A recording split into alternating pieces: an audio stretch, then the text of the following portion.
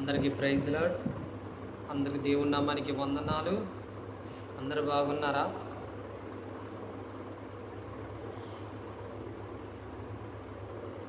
అందరు బాగున్నారని నేను చూస్తున్నాను. అందరూ ఈ వాక్యాలు విని బలపడుతూ ఉన్నారని దేవుని నామంలో ప్రతిదీ కూడా చెప్తున్న ప్రతి మాటలు కూడా మరి ఈ ఫోన్లో చెప్తున్న ప్రతి మెసేజ్ కూడా మీరు అనేక మంది బిడ్డలకి షేర్ చేస్తూ ఉన్నారని, మీరు బలపరుతూ అనేకమైన బిడ్డల్ని బలపరుస్తూ ఉన్నారని నేను నమ్ముచూ ఉన్నాను. దేవుని నామంలో నమ్ముచూ ఉన్నాను. మరి ఏదేమైనా కానీ ఇంకా ఎవరైనా ఇంకా అలాగా షేర్ చేయని బిడ్డలు ఎవరైనా ఉంటే ప్రతి ఒక్కరికి వీడియో షేర్ చేయండి. ప్రతి ఒక్కరికి వెళ్ళాలి, ప్రతి ఒక్కరు వినాలి, ప్రతి ఒక్కరూ మార్చబడాలి. ముందుగా ఎందుకు చెప్తూ ఉన్నానంటే ఈ మాటలు షేర్ చేయమని చెప్పిన చివరి మాటలు చెప్తే కొంతమంది కొంతసేపు చూసి వీడియో కట్ చేస్తూ ఉన్నారు. అలా చూస్తే మీకు షేర్ చేయటం ఏమోలే కానీ చెప్తున్న వాక్యము ఏమాత్రం అర్థం కావదు. జేబులో వేసుకునైనా మీరు పనులలో ఉన్నా కానీ అది మీరు వినొచ్చు. మీరు వీడియో చూడకపోయినా అలా అడవిలో అయినా మీరు వినొచ్చు. ఎందుకంటే దేవుని మాటలు కాబట్టి ఎక్కడైనా వినొచ్చు. ఆయన సరే ఒక చోట కూర్చుంటేనే కాదు, ఎక్కడున్నా నా మాటలు వినండి, ఎక్కడైనా మీరు ప్రార్థన చేస్తే నేను అలా ఉంటానని పరిశుద్ధాత్మ దేవుడు సెలవిస్తూ ఉన్నాడు. కాబట్టి ప్రతి ఒక్కరు కూడా ఈ మాటలు మరి ఆలకించండి. చెప్తున్న ప్రతి మాటలు కూడా వ్యర్థముగా విడిచిపెట్టకుండా అనేకమైన బిడ్డలకి తెలియపరచమని యేసు నామములో అడుగుచూ ఉన్నాను. ఆమేన్. ప్రార్థన చేసుకుందాము. ఈరోజు చెప్పబడబోచున్న వాక్యము భ్రమపరిచే ఆత్మ కార్యాలు. ఈ రెండింటి గురించి భ్రమపరిచే ఆత్మ, నిజమైన ఆత్మ కార్యాలు, ఈ రెండింటి గురించి చెప్పుకుందాం. కొంత సమయము కొంత ఎక్కువ అవుతుంది. అందరూ కూడా చివరి దాకా ఈ మాటలు వినండి. పరిశుద్ధుడా తండ్రి, నీకు వందనాలు దేవా. సర్వశక్తివంతుడా ప్రభా, నీకు వందనాలు తండ్రి. దేవా, ఈ సమయంలో నాయన ప్రభా, అయా భ్రమపరిచే ఆత్మ కార్యాలు ఎలా ఉంటాయో ప్రభా నీవు తెలియపరుస్తూ ఉన్నావు. ఈ లోకంలో నాయన ప్రభా జరుగుచూ ఉన్న తండ్రి, అయా ఈ భ్రమపరిచే ఆత్మ ఈ లోకంలో నాయన ప్రభ అందరినీ ప్రభా తని స్తోత్రము నాన్న పరిశుద్ధాత్మ దేవ. ప్రతి ఒక్క హృదయాన్ని సమయంలో నాయన ప్రభ చెప్పబడబోతున్న తన ఈ లేఖన భాగంలో ప్రతి మాటలు కూడా మీరుండి నాయన ప్రభ నాలో మీరు మాట్లాడండి ప్రభ, మీరు బోధించండి ప్రభ, నేను కాదు ప్రభ తండ్రి. నన్ను వాడుకోండి నాయన. అయా తని స్వరాన్ని తండ్రి మీరు నాయన ముట్టి ఈ స్వరము ద్వారా మీరు మాట్లాడి నీ ఆత్మ ప్రేరణ చేత నాయన ప్రభ, నీ పరిశుద్ధాత్మ అయా తని చేత నాయన ప్రభ తండ్రి నేను మాట్లాడే కృపను దయచేయండి ప్రభ. మీరు మాట్లాడండి నాలో ఉండి ప్రభ. పరిశుద్ధాత్మ దేవ తండ్రి ఈ చివరి దాకా అంతము దాకా నాయన ప్రభ ఈ లేఖన భాగంలో తండ్రి అయా పరిశుద్ధాత్మ దేవ తండ్రి అయా వివరముగా నాయన వారికి చెప్పుటకు నాయన ప్రభ నాకు జ్ఞానము అయా తని ఆలోచన నాకు దయచేయబడవచ్చు ఉన్న ఈ ఆలోచన కలిగి ఈ లేఖన భాగంలో తండ్రి మర్మాలు తెలియపరచబడవచ్చున్నా నాయన ప్రభ. నీవు నాలో ఉండి నాయన వారికి బోధించి వారికి నేను అర్థమయ్యేటట్టు నాయన మాట్లాడమని యేసు నామంలో అడుగుచూ ఉన్నాము తండ్రి. ఆమేన్. Praise Lord. అందరికీ ప్రైజ్ లార్డ్.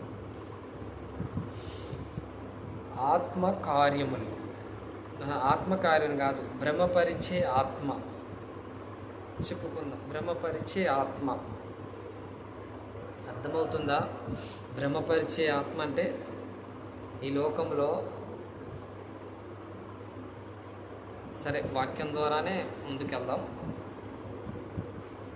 మత్తయి సువార్త 24వ అధ్యాయము 24వ వచనము.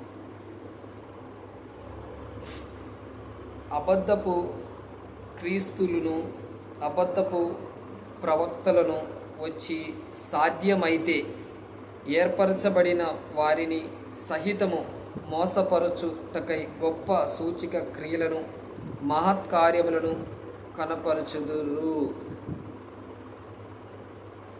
ఇక్కడ ఏమంటూ ఉన్నారంటే పరిశుద్ధాత్మ అబద్ధ క్రీస్తులను, అబద్ధ ప్రవక్తలను వచ్చి సాధ్యమైతే ఏర్పరచబడిన వారిని అంటే ఇందుట్లో ఇద్దరున్నారు. ఏర్పరచబడిన వారిని కూడా వారు ఏం చేస్తారంటే వారి సహితము కూడా మోసపరుచుదురు. ఏర్పరచబడిన వారిని కూడా మోసం చేస్తారంటే దేవుడు పిలిచిన వారిని కూడా మోసం చేస్తారంట. వీరు వచ్చి అబద్ధ ప్రవక్తలు వచ్చి అబద్ధ క్రీస్తు వచ్చి ఆయన ఏర్పరచుకున్న వారిని కూడా భ్రమపరుస్తారంట. అంటే వారిని కూడా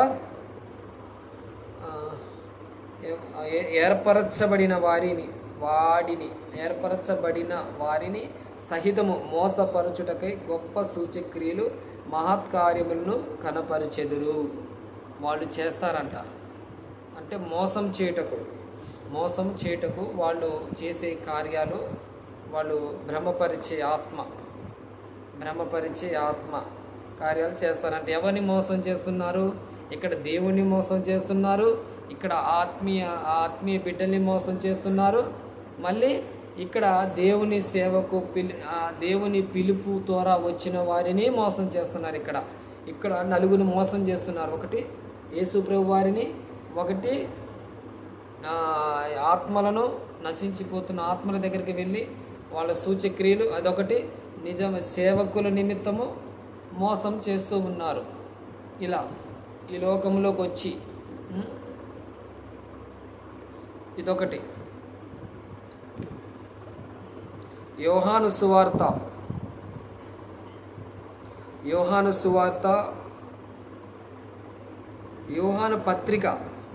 పత్రిక 4.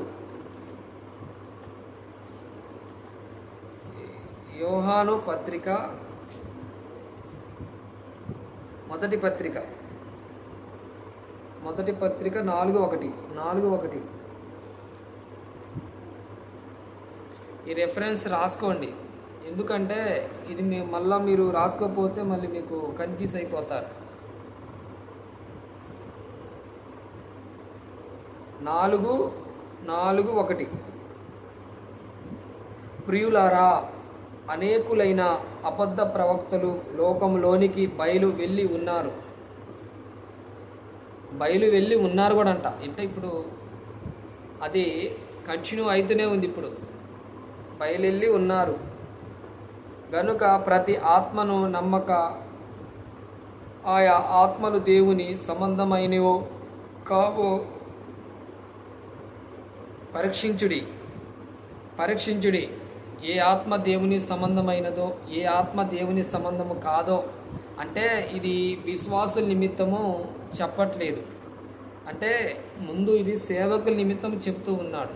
ఈ లోకంలో ఎవరు వస్తున్నారు? ప్రియులారా, అనేకులు అబద్ధ ప్రవక్తలు, నేను ప్రవక్తను అని చెప్పుకుంటున్న వారు గురించి దేవుడు మాట్లాడుతున్నాడు. నేను ప్రవక్తని అని చెప్పుకుంటున్న వారి గురించి మాట్లాడుతున్నాడు. ఎవరు ప్రవక్త లోకంలోనికి బయలు వెళ్ళి ఉన్నారు అంటే వెళ్ళి ఉన్నారు కూడా అంట. అంటే దేవుని పిలుపులో ఉన్నవారితో సహా వీళ్ళు కూడా ఉన్నారని పరిశుద్ధాత్మ దేవుడు సెలవిస్తున్నాడు. నమ్మక అంటే ఇది ఆత్మీయ బిడ్డలు, విశ్వాసులకు చెప్తున్నాడు. ఆయా ఆత్మలు దేవుని సంబంధమైనయో కావో పరీక్షించుకోండి.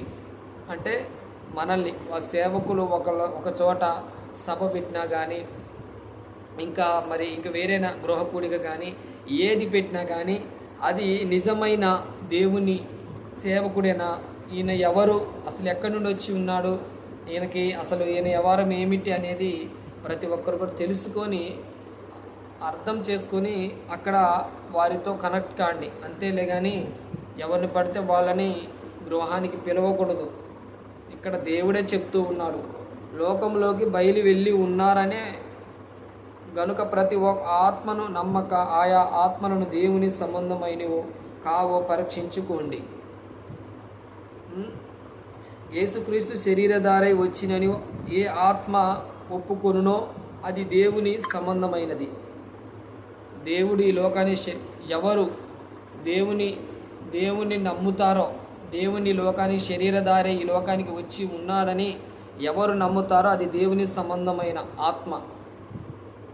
అదొక్కటి గుర్తుపెట్టుకోండి. ఎవరు దేవుని శరీరధారి ఈ లోకానికి వచ్చి ఉన్నాడో, ఎవరు నమ్ముతారో ఆ మాట, వాళ్ళు మాత్రమే దేవుని సంబంధులు. అదొక్కటి గుర్తుపెట్టుకోండి.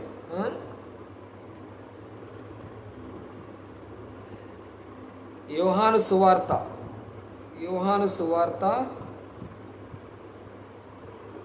6:26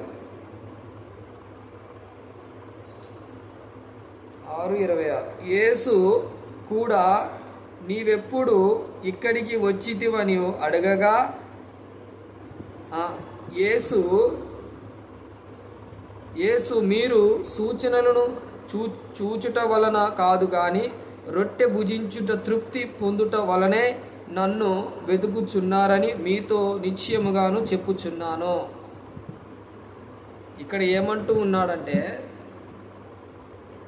రొట్టె నా కోసము రాలేదు, నా కోసము మీరు రాలేదు, రొట్టె కోసమే వెళుతూ ఉన్నారు సంఘానికి, నా దగ్గరికి అన్నమాట. జనము సూచిక క్రియల కోసమే వెళుతూ ఉన్నారు. నా ఆత్మ నిజముగా ఈ లోకానికి నేను వచ్చి నిజమైన దేవుణ్ణని, ఈ లోకంలో ఈ లోకాన్ని సృష్టించిన నిజమైన దేవుణ్ణి నేనే అని ఎవరు రావట్లేదు. ఈ లోక సృష్టికర్త యేసుక్రీస్తు వారని ఎవరు కూడా తెలుసుకొని రావట్లేదు. సూచిక క్రియ గురించి ఆయన రొట్టె అదే చెప్తుంది కదా ఇక్కడ, మీరు సూచనలు చూచుట వలన కాదు కానీ రొట్టెలు భుజించి తృప్తి పొందుట వలనే నన్ను వెతుకుచున్నారు. మీతో నిత్యముగాను చెప్పుచున్నాను, క్షయమైన ఆహారము కొరకు కష్టపడుకుడి కానీ నిత్య జీవము కలుగు చేయు అక్షయమైన ఆహారము కొరకే కష్టపడి మనుష్య కుమారుడు దానిని మీకిచ్చును. ఈ లోకంలో ఏమంటున్నాడు ఇక్కడ, క్షయమైన ఆహారము కొరకు కష్టపడకుడి.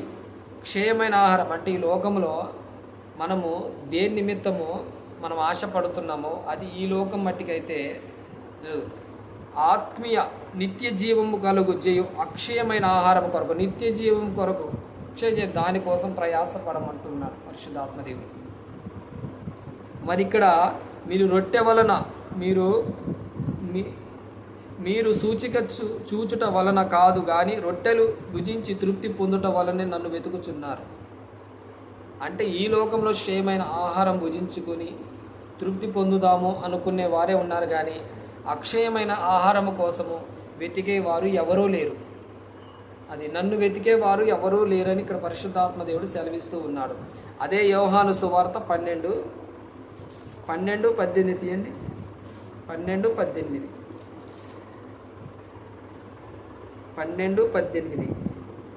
అందుచేత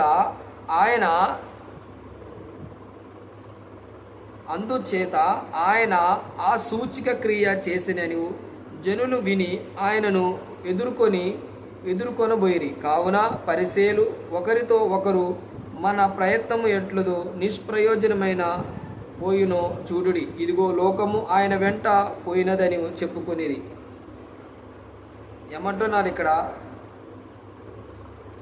12:18 అందుచేత ఆయన ఆ సూచిక క్రియ చేసినని జనులు విని, అంటే దేవుడు సూచిక క్రియ, దేవుడు చేసిన ఇక్కడ సూచిక క్రియ, ఇక్కడ దేవుడు చేసిన సూచిక క్రియ గురించి ఇక్కడ మాట్లాడుచూ ఉన్నాడు. ఇక్కడ విని ఆయన ఎదుర్కొనేను అంటే దేవుడు అక్కడ సూచిక క్రియ, యేసుక్రీస్తు వారు అక్కడ సూచిక క్రియ చేశారు కాబట్టి జనము ఆయన వెంట పరిగెత్తుకొని వెళ్ళారు.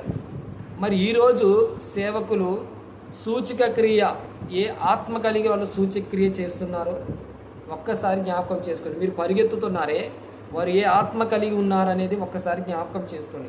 ఇక్కడ యేసుప్రభు వారు సూచిక క్రియ చేస్తే అక్కడ పరిగెడుతూ ఉన్నారు జన సమూహం అందరూ. మరి ఇంకోటి మార్కు సువార్త 5:43-42 మార్కు సువార్త 5 5:43, 42, 43. వెంటనే ఆ చిన్నది లేచి నడవసాగెను. అంటే ఇక్కడ 41 నుంచి చదువు. ఆ చిన్నదానిని చేయి పట్టి తలి తాకుమి అని ఆమెతో చెప్పెను. ఆ మాటకు చిన్నదాన లెమ్ము, నీతో చెప్పుచున్నానని అర్థము. యేసుప్రభు వారు అక్కడికి వెళ్ళి ఆ బిడ్డని ముట్టినప్పుడు ఆ బిడ్డ లేచింది.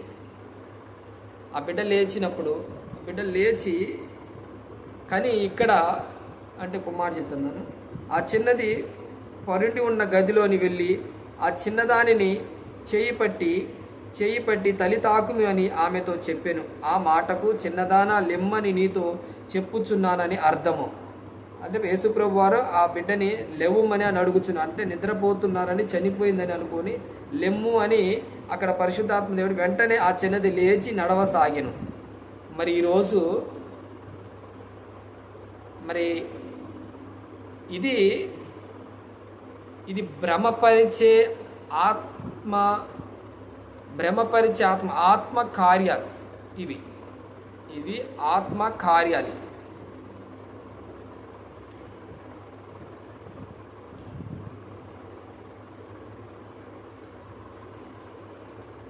ఇప్పుడు యేసుప్రభు వారు ఇక్కడ వారు తాకగానే, ఆయన ముట్టగానే స్వస్థపరిచను. అక్కడ వెంటనే అక్కడ కార్యము జరిగిన అక్కడ కార్యము జరిగినని ఉంది. మరి ఈ లోకంలో మరి చనిపోయిన వారిని నేను లేపుతాను, వెంటనే స్వస్థత వస్తుందా? మరి ఈ లోకంలో చేసే సూచక్రియలు ఎలా ఉన్నాయి? ఈ లోకంలో ఇంకేంటంటే నడవసాగిన ఆమె 12 సంవత్సరములను ప్రాయము కలిగింది. 12 సంవత్సరాలు ఆ బిడ్డకి. వెంటనే వారు బహుగా విస్మయం ఉంది. జరిగినది ఎవనికి తెలియకూడదని ఆయన వారికి గట్టిగా ఆజ్ఞాపించి ఆమెకు ఆహారము పెట్టువని చెప్పాను. ఆ బిడ్డకి లేచిన వెంటనే దేవుడు, పరిశుద్ధాత్మ దేవుడు ఈ విషయం ఎవరికి చెప్పొద్దని చెప్పి, కానీ ఈ లోకంలో చాటి చెప్తూ ఉన్నారు. ఇక్కడ ఆహారము, అదేవిధంగా ఆ బిడ్డకి ఆహారం కూడా పెట్టమని పరిశుద్ధాత్మ దేవుడు సెలవిస్తూ ఉన్నాడు ఇక్కడ. ఎందుకంటే ఇది చాలా ఉంది వాక్యము, అందుకే అలా వచనాలు చెప్పుకుంటూ కొన్ని మాటలు చెప్పుకుంటూ వెళ్తూ ఉన్నాను. అర్థం చేసుకోండి. మళ్ళీ మార్కు సువార్త 42 చదివింది. దేవుడు చనిపోయిన ఆమెను బ్రతికించింది, ఎవరి చెప్పొద్దు అన్నాడు. 3:10-11 ఆయన అనేకులు స్వస్థపరిచెను గనుక రోగపీడితులైన వారందరూ ఆయనను ముట్టుకొనవలెనని ఆయన మీద పడుచుండిరి. ఇది ఆయన్ని ముట్టుకుంటే స్వస్థత జరుగుతుందని, అనేకమైన రోగములు ఆయన పట్టుకుంటే వెళ్ళిపోతాయని ఆయన మీద పడుతూ ఉన్నారంట జన సమూహము. 11 అపవిత్రాత్మలు పట్టిన వారు ఆయనను చూడగానే ఆయన మొదట సాగిలపడి నీవు దేవుని కుమారుడు అని చెప్పుచు కేకలు వేసిరి. తన్ను ప్రసిద్ధి చేయవద్దని ఆయన వారికి ఖండితముగాను ఆజ్ఞాపించెను. ప్రసిద్ధి చేయవద్దు, ఎవరు చెప్పవద్దు అని, ప్రసిద్ధి చేయవద్దు, ఎవరు చెప్పవద్దని చెప్పాను. కానీ అందరూ సూచక క్రియలు గురించి చెప్పారు అక్కడ. మరి ఈ లోకంలో మరి ఇంకా 7:36 కూడా ప్రసిద్ధి చేయవద్దు, అనేకులు స్వస్థపరుచును కానీ రోగిపీడితులు వారందరూ ఆయనను ముట్టసాగటం. ఆయన ముట్టాలని ఆయన ఎక్కడెక్కడో జనసమూహం అందరూ ఆయన దగ్గరికి వచ్చి ఉన్నారంట, ముట్టుకున్నారు, స్వస్థపరచబడారు అందరూ కూడా. ఇంకా ఏముంది, వాళ్ళు ఎవరు అపవిత్రాత్మలు కూడా పట్టిన వారు కూడా చూడగానే ఆయన మొదట సాగిలపడి నీవు దేవుని కుమారుడు అని చెప్పుచు కేకలు వేసిరి. అక్కడ తాను ప్రసిద్ధి చేయవద్దని ఆయన వారికి ఖండితంగా చెప్పాను. 7:36 7:36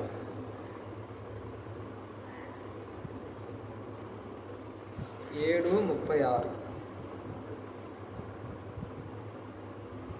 అప్పుడు ఆయన ఇది ఎవరితోనూ చెప్పవద్దని వారికి ఆజ్ఞాపించెను. అయితే ఆయన చెప్పవద్దని వారికి ఆజ్ఞాపించిన కొలది వారు మరి ఎక్కువగాను దానిని ప్రసిద్ధి చేయుచు ఆయనను సమస్త బహుగా చేసి ఉన్నాడు. పరిశుద్ధాత్మ దేవుడు ఇక్కడ కార్యములు కుమారుడు చేసిన కార్యము ఎవరికి కూడా చెప్పొద్దంటే ఇక్కడ ఎక్కువ జనానికి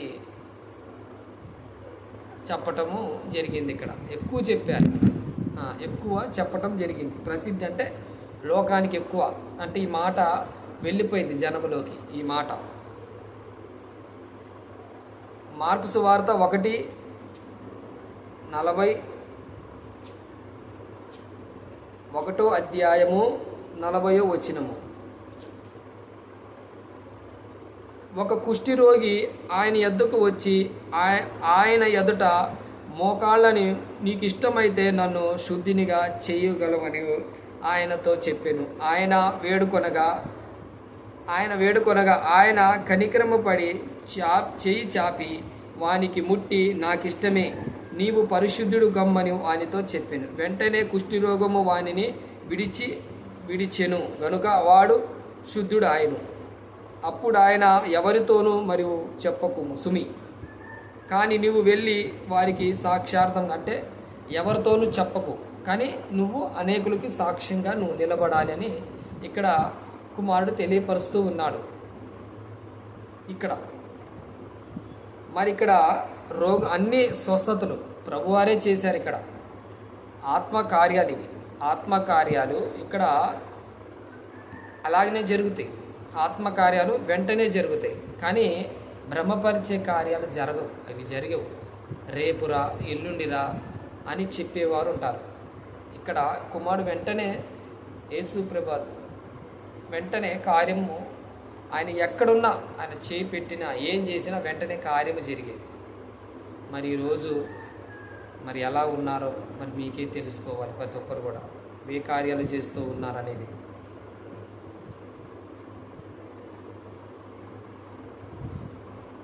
సరే, ఇంకోటి ఏంటంటే ఈ లోకంలో అంటే ఇప్పుడు దాకా కుమారుడు చేసిన కార్యములు విన్నారు. ఈ లోకములో ఇప్పుడు జరిగే కార్యముల గురించి మనం మాట్లాడుకుందాం.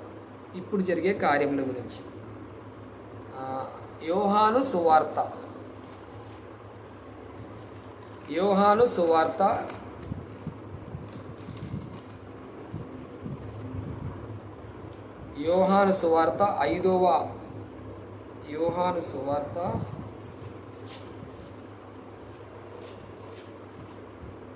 5వ అధ్యాయము 12-13.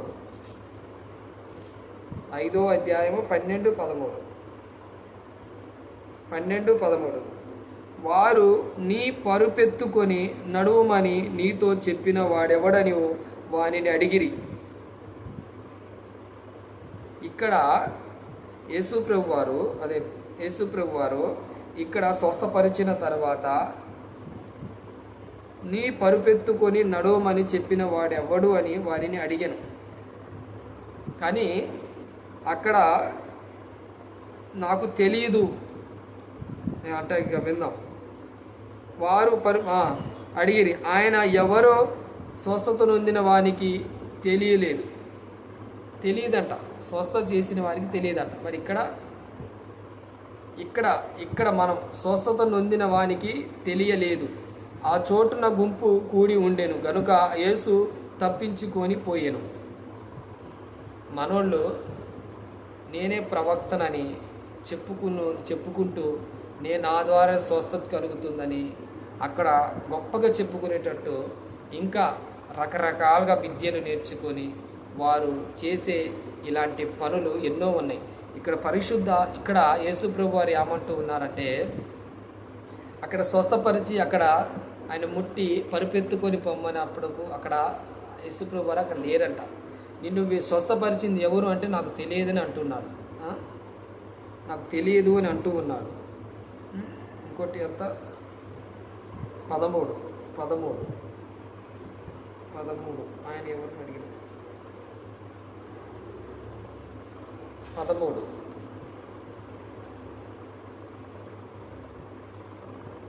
ఎవరో తెలియదు, స్వస్థత చేసిన వారు నాకు తెలియదు. మరి ఇక్కడ స్వస్థత చేసిన వారు నాకు తెలియదు అని స్పష్టంగా అక్కడ స్వస్థత నొందిన వాడు చెప్తా ఉన్నాడు. మరి ఈ లోకంలో ఇంకోటి 11 అదే యోహాను సువార్త 11 32 33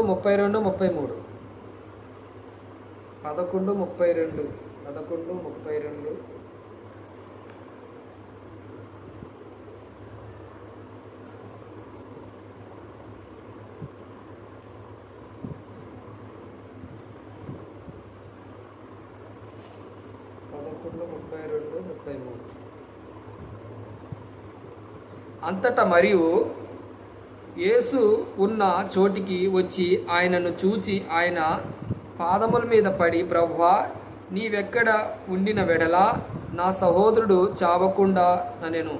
ఆమె ఏడ్చుటయో ఆమెతో కూడా వచ్చిన యూదులు ఏడ్చుటయో యేసు చూచి కలవరపడి ఆత్మలో మూలుగుచు అతనిని ఎక్కడ నుంచితిరు అని అడగగా వారు, ప్రభువా, వచ్చి చూడమని ఆయనతో చెప్పిరి.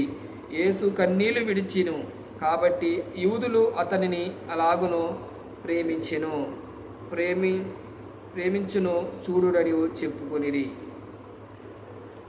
యేసు ఎందుకు ఏడ్చారు? ఆత్మలో మూలిగాడు. అక్కడ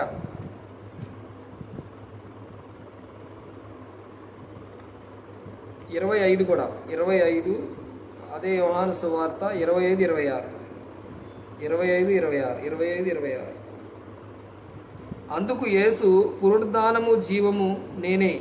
నా యందు విశ్వాసముంచువాడు చనిపోయిన బ్రతుకును, బ్రతికి నా యందు విశ్వాసము ఉంచు ప్రతి వాడును ఎన్నటికి చనిపోడు. ఈ మాట నమ్ముచున్నావా అని ఆమెను అడిగెను.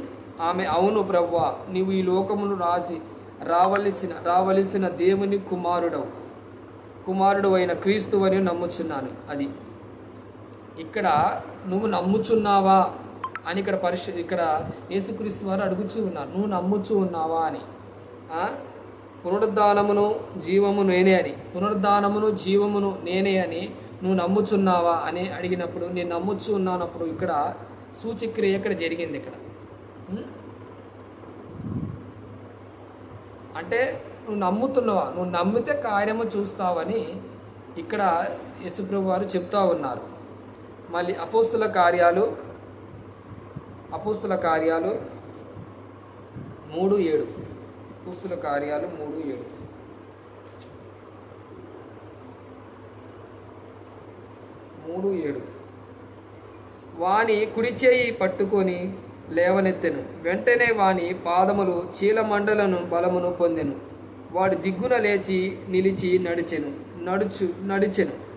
మరి ఈరోజు ఈ వ్యక్తి వెంటనే ముట్టెను. యేసుప్రభు వారు ముట్టంగానే అతను దిగ్గున లేచినట. అతను దిగ్గున లేచి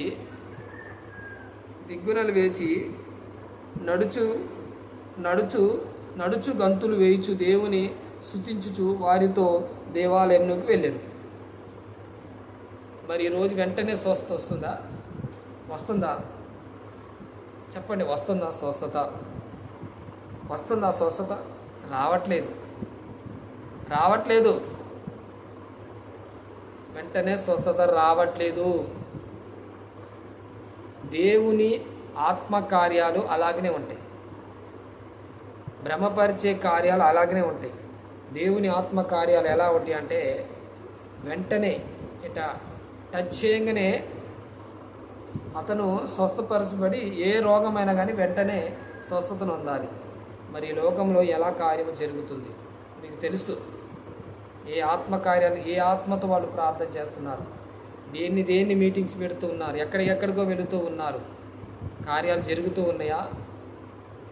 నువ్వు భ్రమపరిచే ఆత్మతో నువ్వు పరిగెడుతున్నావేమో, ఇప్పటికైనా సరి చేసుకో. భ్రమపరిచే ఆత్మ కాదు. ఆత్మ కార్యాలు నువ్వు చేయాలి అంటే నిజముగా క్రీస్తుని ధరించుకో. క్రీస్తుని ధరించుకో. నిజముగా నువ్వు స్వస్థత చేయాలని అనుకుంటున్నావా? నువ్వు అనుకుంటే సరిపోదు కదా. దేవుడు నీలో ఉండి స్వస్థపరచబడాలి. నేనే గొప్పత, నేనే చేస్తూ ఉన్నాను, నువ్వు బహుగా నువ్వు అంటే ఈ లోకంలో తెలియపరచుట కోసం అనేకమైన నిజాన్ని అబద్ధాన్ని నిజం చేసుకుంటూ ముందుకు వెళ్తున్నావా? దేవుడు తొక్కుతాడు, దేవుడు దేవుడు అంట తొక్కుతురంట.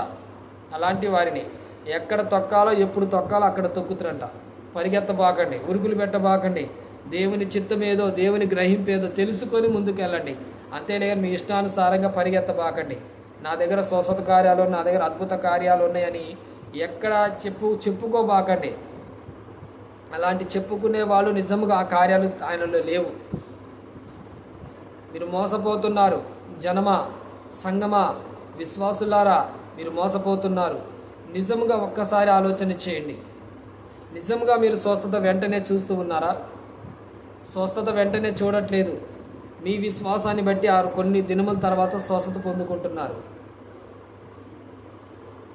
మీరు ఆత్మ కార్యాలు మీరు వెంటనే చూడలేకపోతున్నారు. భ్రమపరిచే కార్యములు మీరు భ్రమపరిచే వారి దగ్గరికి వెళ్తున్నారు, స్వస్థత నొందుతున్నారు అనుకుంటున్నారు. కానీ అది నిలిచేది కాదు. అది తప్పది. మీ విశ్వాసం మీకు స్వస్థపరచునని పరిశుద్ధాత్మ దేవుడు సెలవిస్తూ ఉన్నాడు. యేసుక్రీస్తు వారు ఇక్కడ సెలవిస్తూ ఉన్నారు, మీ విశ్వాసం మీకు స్వస్థత అని. ఆత్మవరములు కొరింథీ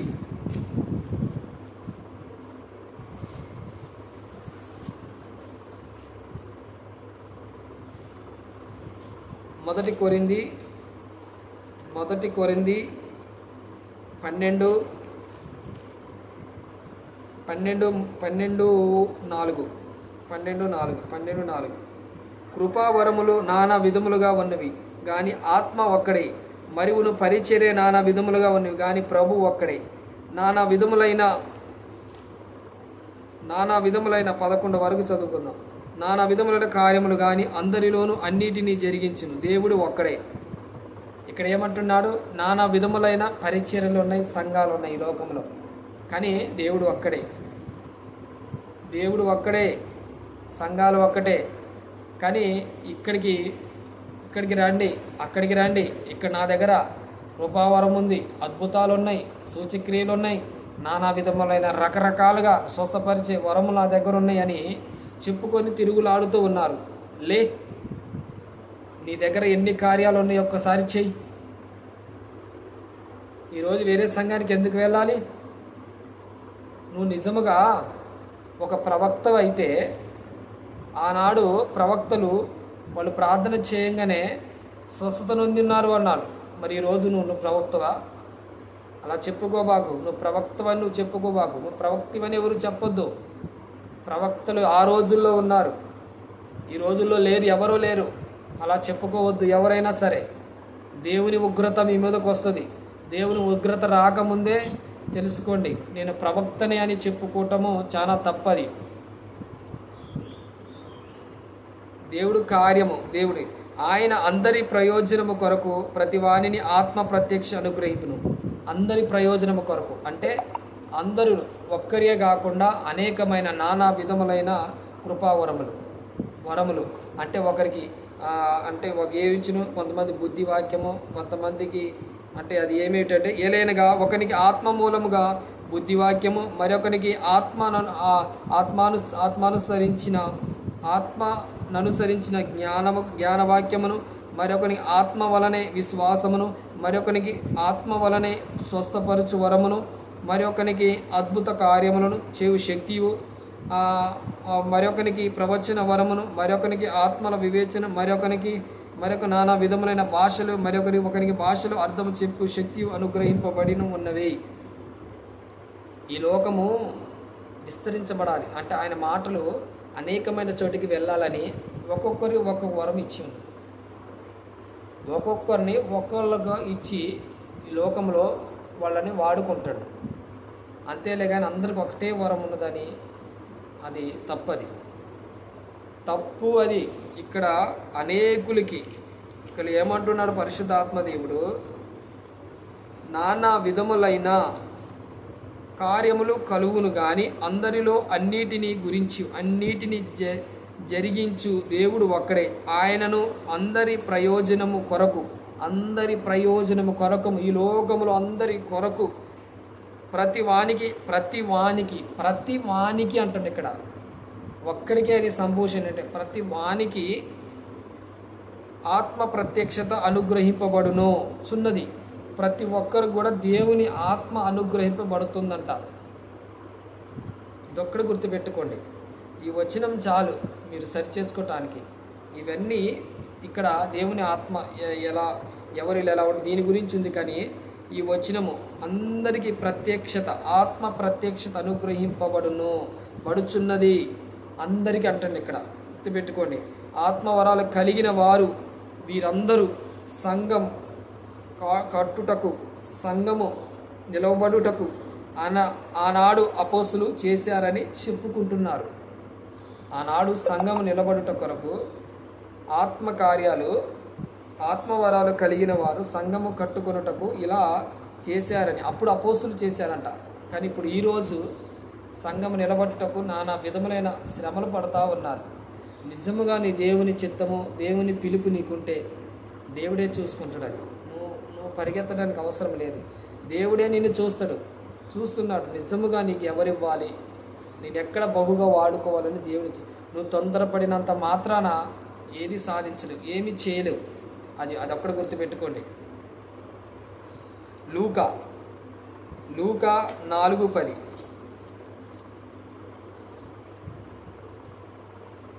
లూకా సువార్త 4వ అధ్యాయము 40వ వచనము. సూర్యుడు అస్తమించుచుండగా నానా విధ రోగముల చేత పీడింపబడుచున్న వారు ఎవరెవరి యొద్ద నుండిరో వారందరూ ఆ రోగులను ఆయన యొద్దకు తీసుకొని వచ్చిరి. అప్పుడు ఆయన వారిలో ప్రతి వాని మీదను చేతులుంచిరి, వారిని స్వస్థపరిచెను.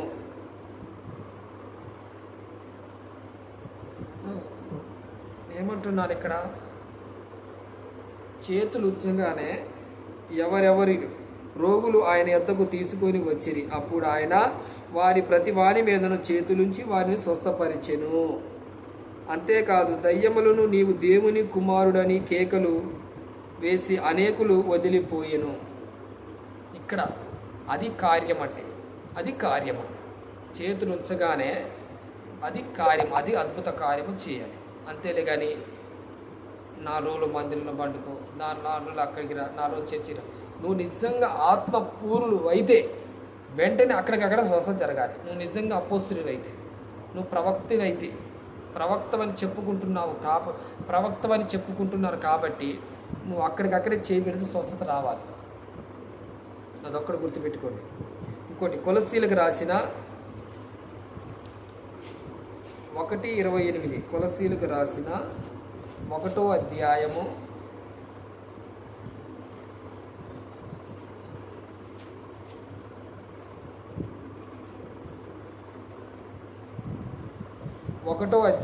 28.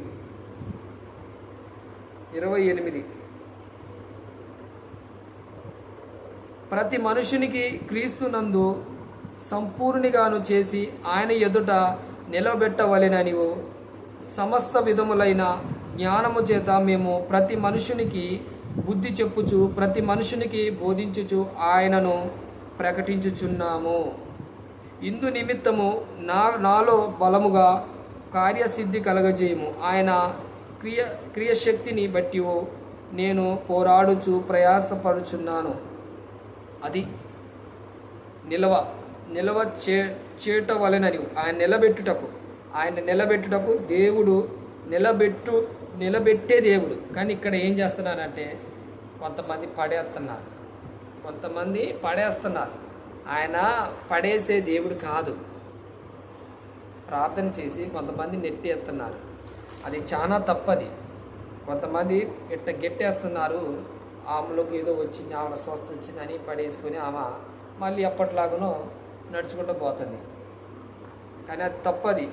మన దేవుడు పడేసేవాడు కాదు, నిలబెట్టే దేవుడు. అది ఒక్కడు గుర్తుపెట్టు. అందరూ పడేస్తున్నారు.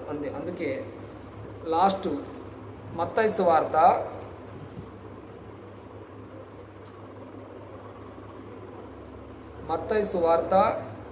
21:22